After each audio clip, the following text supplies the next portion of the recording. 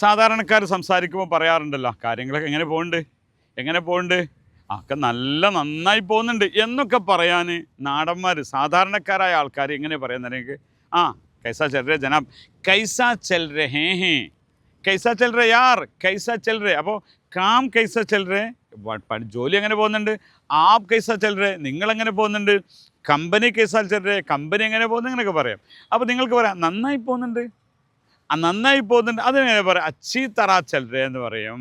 അച്ചി തറ എന്ന് പറഞ്ഞാൽ നല്ല രീതിയിൽ.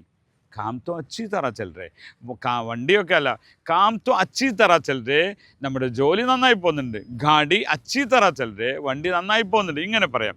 ഇനി ഒന്നുകൂടി നമ്മളൊന്ന് മാറ്റം വരുത്തിയാൽ ബിൽക്കുൽ സഹി ചൽ രേ എന്ന് പറയും. ബിൽക്കുൽ സഹി ചൽ രേ, ബിൽക്കുൽ എന്ന് പറഞ്ഞാൽ സൂപ്പർ എന്ന അർത്ഥത്തിനാണ് അവിടെ ഉദ്ദേശിക്കുന്നത്, വളരെ എന്ന അർത്ഥത്തിന്. ബിൽക്കുൽ സഹി ചൽ രേ, ബിൽക്കുൽ സഹി ചൽ രേ.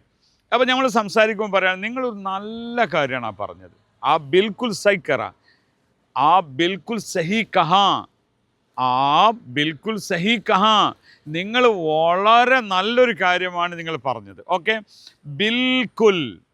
അപ്പോൾ ചില സമയം ബിൽക്കുൽ പറയും, ഏത്തോ ബെഹ്തർ പ്ലേസ് ഹെ നാ, ഏത്തോ ബഹുത് ബെഹ്തർ പ്ലേസ് ഹെ, ഇതാണെങ്കിൽ ഒരു സൂപ്പർ സ്ഥലം കേട്ടോ, ബിൽക്കുൽ, അത്ര മതി, ബിൽക്കുൽ എന്ന് പറഞ്ഞു, ബിൽക്കുൽ. അപ്പോൾ നമ്മൾ അദ്ദേഹത്തെ സപ്പോർട്ട് ചെയ്ത് പറയുമ്പോൾ ബിൽക്കുൽ എന്ന് മാത്രം പറഞ്ഞാൽ മതി.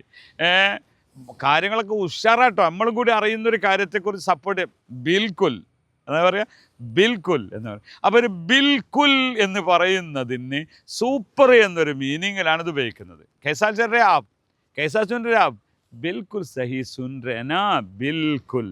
आपका धन्यवाद.